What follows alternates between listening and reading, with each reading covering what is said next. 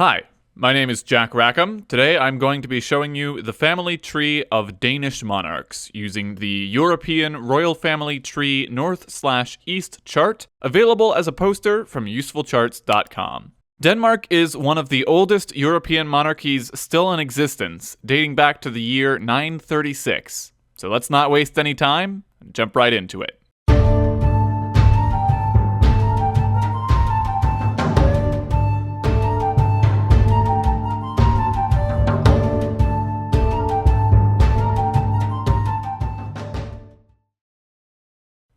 Our tree begins with Ragnar Lodbrok, a legendary Viking who occupied a similar time frame as Harald Fairhair of Norway or Rurik of Russia. It really is difficult to overstate the tremendous impact of the Vikings. While we often remember them as pirates of the North Sea raiding and pillaging, as was the case at Lindisfarne, they shaped governments not just in Scandinavia, but across Europe. Russia, as I mentioned, traces its former monarchy to Rurik. There were, of course, the early Viking settlements in Iceland and Greenland, but also the Danelaw in England. There were Normans in France, and the descendants of the Normans who went on to conquer England and even much of southern Italy. The next few kings are considered at least semi-historical, beginning with Sigurd Snake in the Eye, so named for the circular mark in his eye resembling a snake eating its own tail, as well as Knut I. The first historically verifiable king is King Gorm the Old, which is why we've used 936 as the starting date, although it's very likely the kingdom is a fair bit older than that. Anyway, this is the first royal house of Denmark, the House of Gorm, also called the House of Knutlinge or the Descendants of Knut.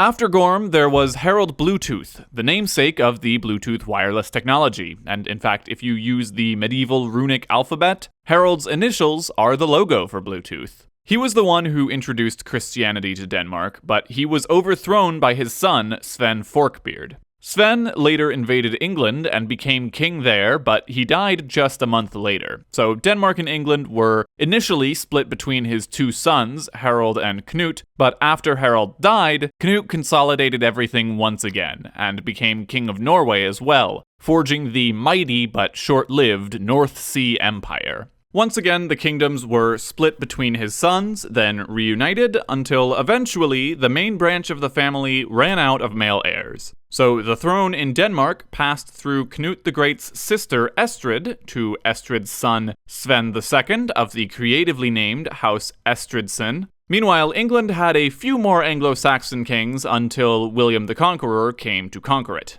Sven II had a bunch of illegitimate sons, 5 of whom would become king, leading to a great deal of instability and ultimately civil war. A situation that appears to have been fairly common with the way ex-Viking cultures handled inheritance, if you've seen our videos on Norway or Russia. Eric II, aka Eric the Memorable, took over from his uncle Niels, and then passed the crown to his nephew because his son was too young to rule. Then Sven III, Knut V, and Valdemar all fought until, finally, Valdemar the Great won out and rebuilt Denmark to be stronger than ever. He had 2 sons, Knut VI and Valdemar II, the latter of whom won many battles and earned the name the Victorious. He co-ruled with his son Valdemar, but he died young, and so he was succeeded by his other sons through Princess Berengia of Portugal, landing finally on Christopher I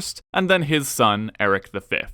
Eric V made enemies of a lot of his nobles, so he was forced to sign a kind of Danish Magna Carta. That wasn't quite enough though, because in the end he was stabbed 56 times by an unknown assassin. The kingdom from this point quickly entered a downhill slide. Eric VI and Christopher II spent lavishly in the midst of famines and faced competition from rival kings. Christopher II went bankrupt and had to sell deeds to massive portions of the kingdom to German nobles, meaning Denmark practically ceased to exist in the 8 years following his death.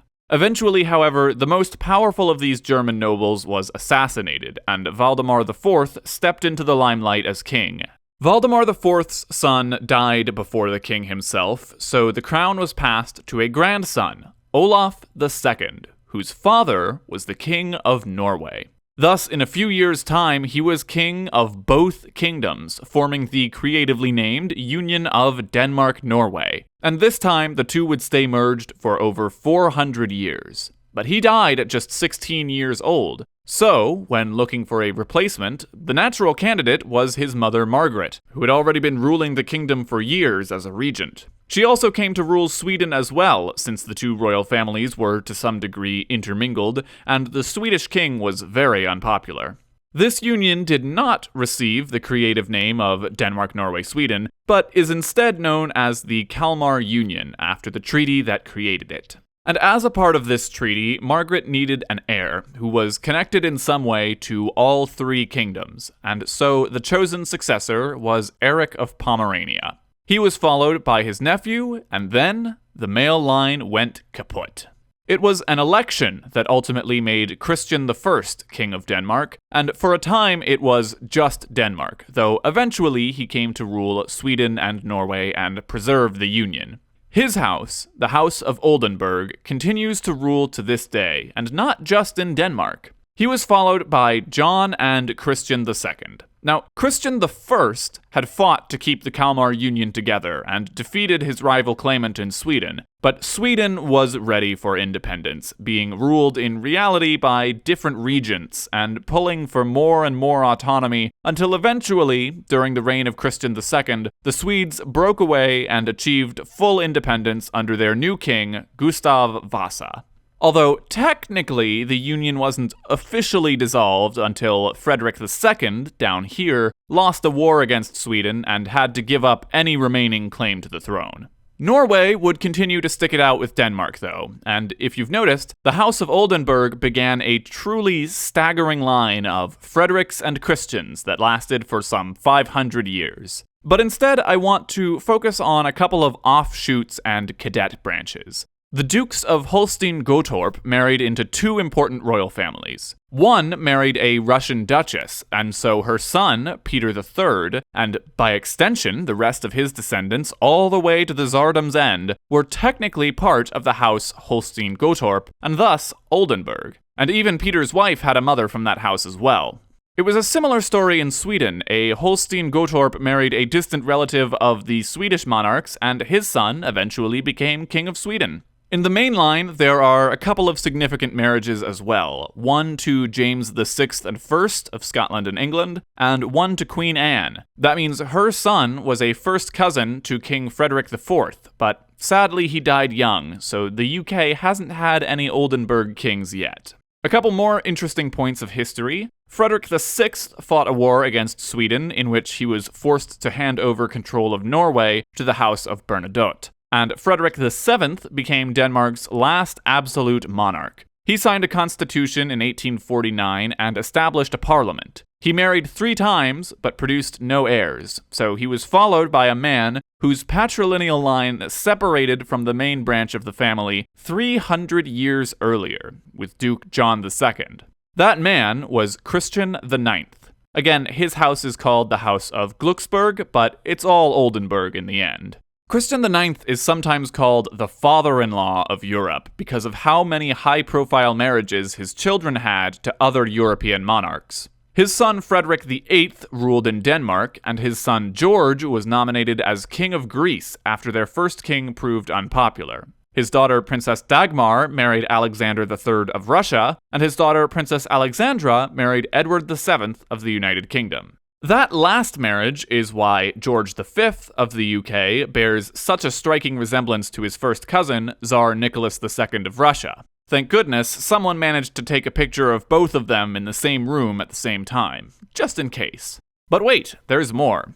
Frederick VIII's 2 sons ruled 2 separate kingdoms, Norway for Håkon VII and Denmark for Christian X. Today, the House of Glucksburg continues to rule in both of these countries, but the Greek monarchy was abolished in 1973.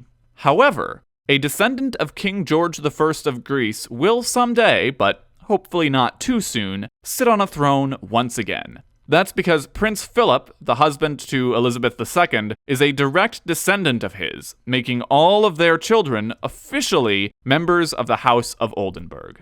That said, Queen Elizabeth has expressed she'd like for any of her successors to keep the name Windsor, be they men or women, which to me seems entirely sensible, since whomever your father is, if you're part of the royal family, that's probably going to be the side most people associate you with.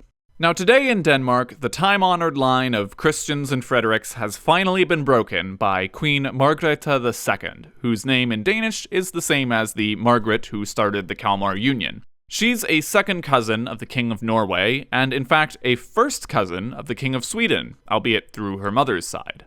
So that is the history of the Danish monarchy. Let us know if there are more of our older videos you'd like to see remastered, and once again, you can pick up a copy of this and many other posters at usefulcharts.com. Thanks for watching.